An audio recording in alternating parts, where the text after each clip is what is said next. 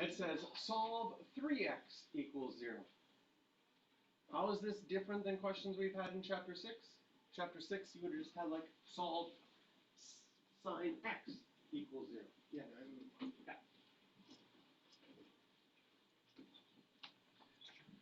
So can you see if this was just theta right there, that it would be easy?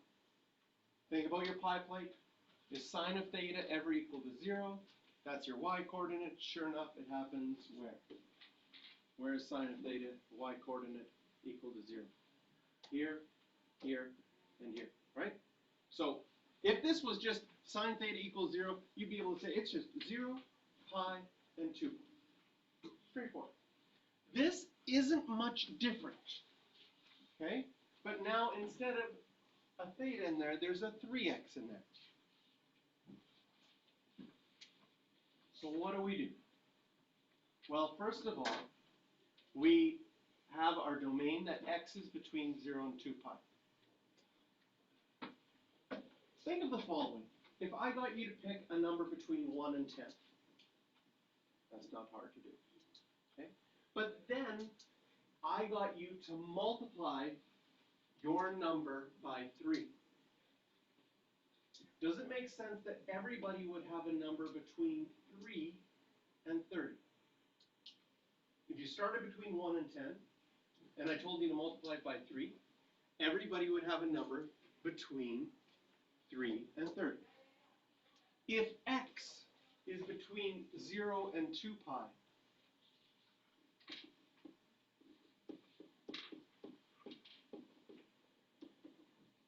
then what is 3x in between?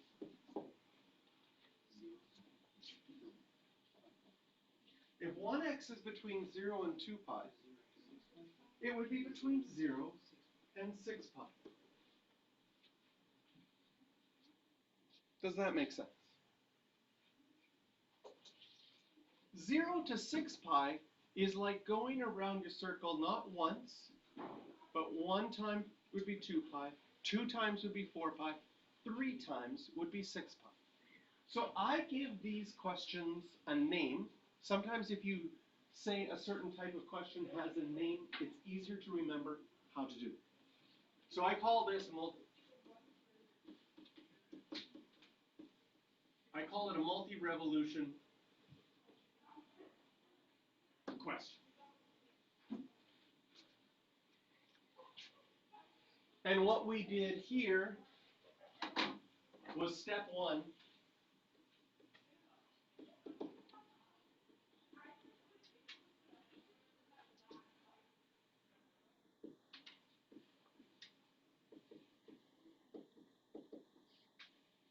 Step 1, we wrote the domain for 3x. And the reason I put 3x in quotation marks is because sometimes you'll get a question that says solve sine 2x. Then you'd write the domain for 2x. Whichever angle or whatever is inside, you have to rewrite the domain for that angle. So if it was 2x, you'd be between 0 and 4 pi. 3x is between 0 and 6 pi, right? And I call it a multi-revolution question because this is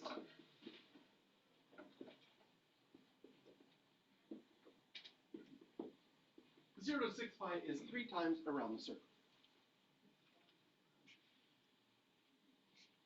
Step 1, write the domain for 3x. Step 2,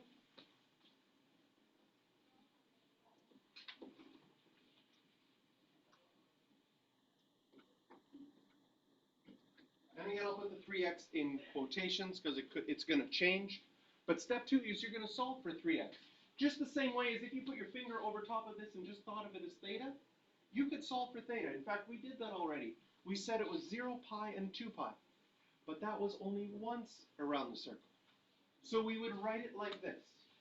3x equals, because normally if there was a theta in there, you would write theta equals. So it's the same idea. So we're solving for 3x. You write 3x equals, first time around the circle, 0, pi, and 2 pi. Can you see that the second time around the circle, you would also have 3 pi and 4 pi. And the third time around the circle, you would have 5 pi and 6 pi. And then I get a little bit mad at the textbook because they're being tricky on this one. Did you notice that the original one didn't have a line under the 2 pi? And that we wouldn't have a line under the 6 pi? So technically I have to take this one out. It's not allowed. The third time around I can't include 6 pi.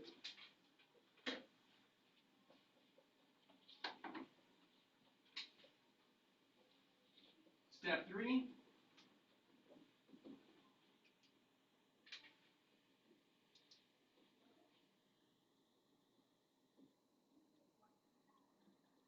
Solve for x. Well, if each of those things equals 3x, can you see that you could divide each of them by 3 to find out what x was? Right? If I was like, oh, I'm going to be really impressive, I'm going to read your mind. Okay? Pick a number between 1 and 10. Multiply by 2. What'd you get? 50. Was your original number 5? Wow! So amazing. Well, it's crazy. I had to read mine. Well, of course I could figure that out because when he told me 15, I just had to undo what I did before and divide by 3. Same thing happens here. We solved for 3x. 3 times around the circle, got these answers. We can now get x by taking each of those answers and dividing by 3. Are you okay that I just wrote 0 and not 0 divided by 3? Are you okay that instead of 3 pi divided by 3, I just write pi? And then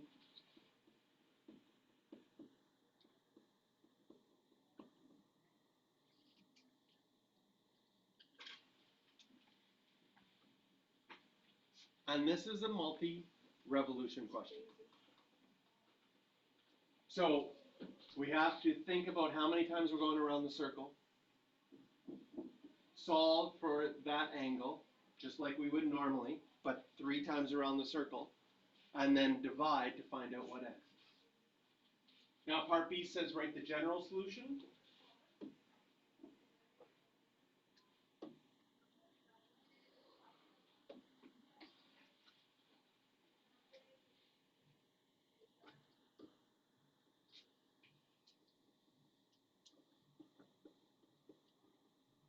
So how do we find the general solution?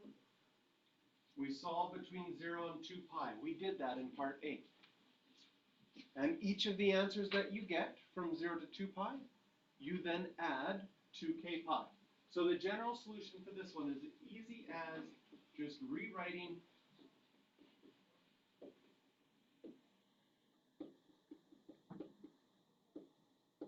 the 6 solutions and adding 2k pi to each of them.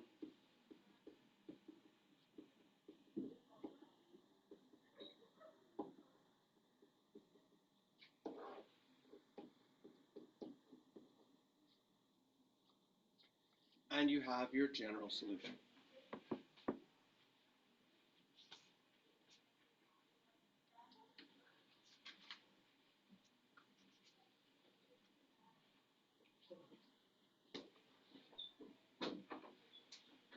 I'm going to do another example together with you, just so that we get a hang of this, but after that you can circle number 10 in your homework.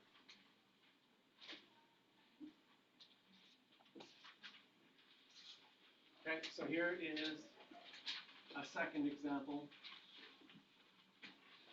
Solve for theta, 0 less than theta, less than or equal to 2 pi.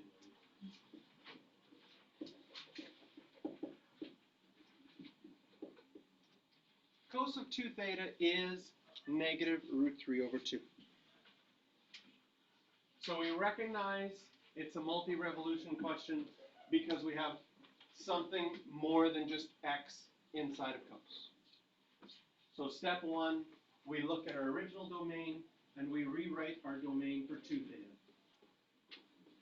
If 1 theta was between 0 and 2 pi, does it make sense that 2 thetas would be between 0 and 4 pi? twice around the circle. Next, solve for 2 theta. Right, you could, if this was a theta, do you see that that's on your pi plate? What family for cos has root 3 over 2?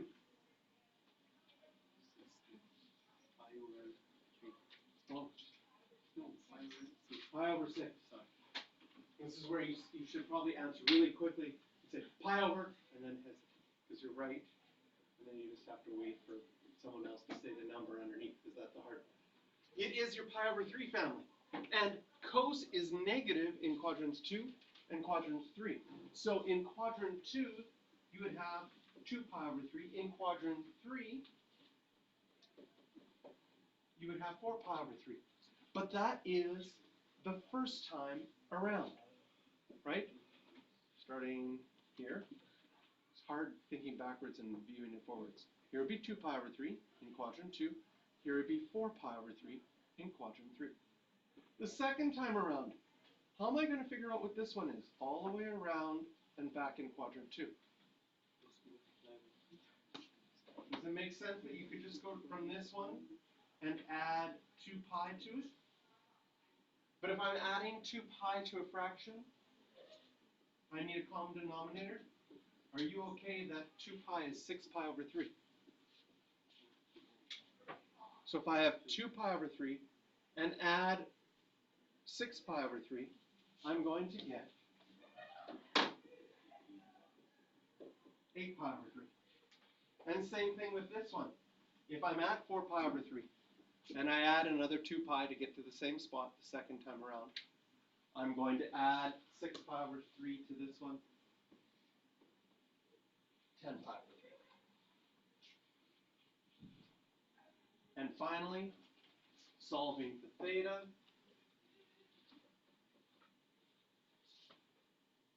I have to divide each of them by 2. Okay? Dividing each of them by 2 is the same as multiplying by a half. I find that's easier with fractions. If you multiply this by half, you'll have 2 pi over 6, which you could just write as pi over 3. This one, 4 pi over 6, 8 pi over 6, and 10 pi over 6. That's just multiplying the bottom by 2. If you wanted to reduce them, pi over 3, 2 pi over 3, 4 pi over 3, and 5 pi over 3, perfectly fine. Okay? So this is how you go about a multi-revolution question. You have to recognize that you're basically solving it as if you were covering this up and ignoring what was there, solving it like normal. But it's not completely like normal, because instead of just going once around the circle, we had to go twice around the circle because it was a 2 thing. Then when you divide, all of your answers in the end are between 0 and 2 pi like they asked for.